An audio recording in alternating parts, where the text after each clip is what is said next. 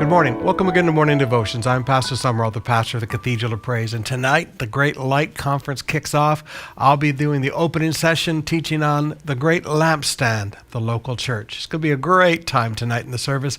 And then all day tomorrow, all day Friday, Saturday, we've got these great speakers coming in, these great seminars, all for teaching pastors how to grow their churches. We don't want to build a movement. We don't want to build a denomination. We don't want people to adopt our franchise.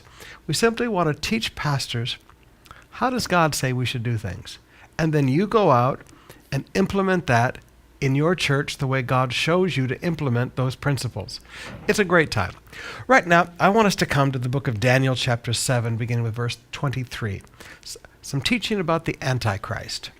He gave me this explanation. The fourth beast is the fourth kingdom that will appear in the earth. It will be different from all the other kingdoms and will devour the whole earth, trampling it down and crushing it. The 10 horns are 10 kings who will come from this kingdom. After them another king will arise, different from the earlier ones. He will subdue 3 kings. He will speak against the Most High. He will oppress his saints and try to change the set times and laws. Now I want you to notice something about the Antichrist. There was a time when I was a young man that even if you didn't believe in God, you didn't speak against God. I mean, I didn't grow up as a Christian, all right? But you didn't speak against God. You were taught to speak respectfully about God. Even if you didn't believe in God, you respected the belief of other people. But that's changed in my lifetime. And now people find it very easy to speak against God. And they go on and on speaking against God. But the Antichrist does more than speak against God. It says he will try, notice the word try, he will try to change the set times and laws. Satan wants to change the plan of God. Satan wants to change the calendar that God has put in place for this world. And he uses the Antichrist to try to change the set times and laws of God. Now, it is true the Antichrist will be the most powerful human being that has ever lived.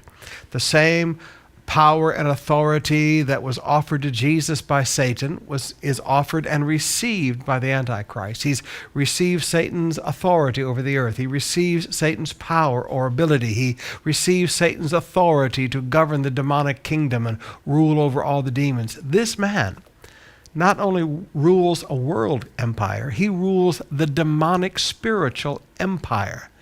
This man is drunk with power.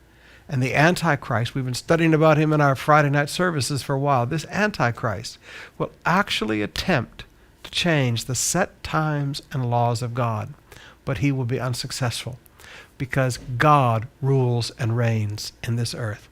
So don't be shocked when you see things in this world. I call them prophetic symptoms. It's not signs at the time, but it's people being prepared for what is coming. Don't be surprised when you see people thinking that they can change prophecy, that they can change the plan of God. Don't be surprised by these things.